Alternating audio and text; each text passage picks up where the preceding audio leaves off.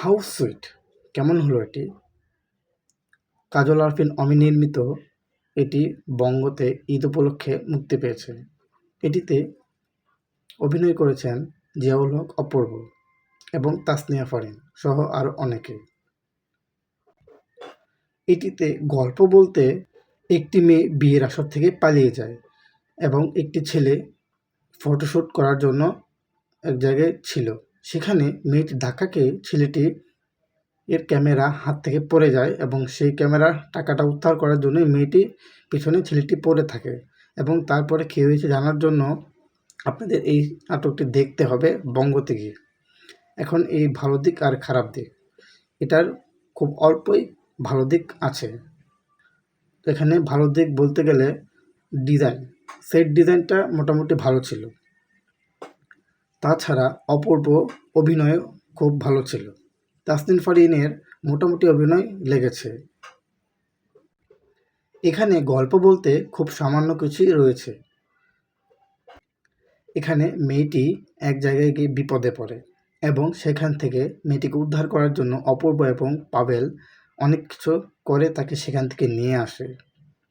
তারপর সেখানে এই জন্যই ঝামেলাটা হয়। এখানে তেমন কোনো ডায়লগও চোখে পড়েনি এবং তেমন কোনো কমেডিও ছিল না। জাস্ট একটা নর্মাল ড্রামা হিসেবে এটিকে বিবেচনা করা যায়। এখানে অপূর্ব তাসনিন ফারিয়ার কেমিস্ট্রির খুব একটা জায়গা ছিল না। প্রথম দেখার পরে মেয়েটি ছেলেটির সামনে যা করে তা মনে হয় করা উচিত নয়। নাটকটি দেখার জন্য আপনাকে বঙ্গতে যেতে হবে। নাটকটি অপূর্বর জন্য দেখা যেতে পারে।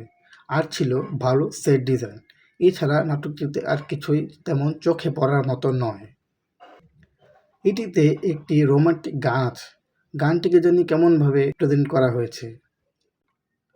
নাটকটিতে হাইলাইট করার মতো কোনো দৃশ্য আমি খুঁজে পাইনি। কমেডি তৈরি করতে চেয়েছিল কিন্তু সেগুলো ঠিকঠাক ওয়ার্ক করেনি।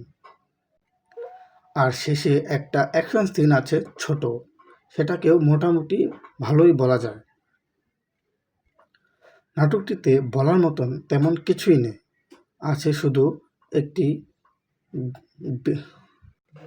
কাজল আরফিন অমির আগের নাটকের তুলনায় এই নাটকটি তেমন একটা জমেনি।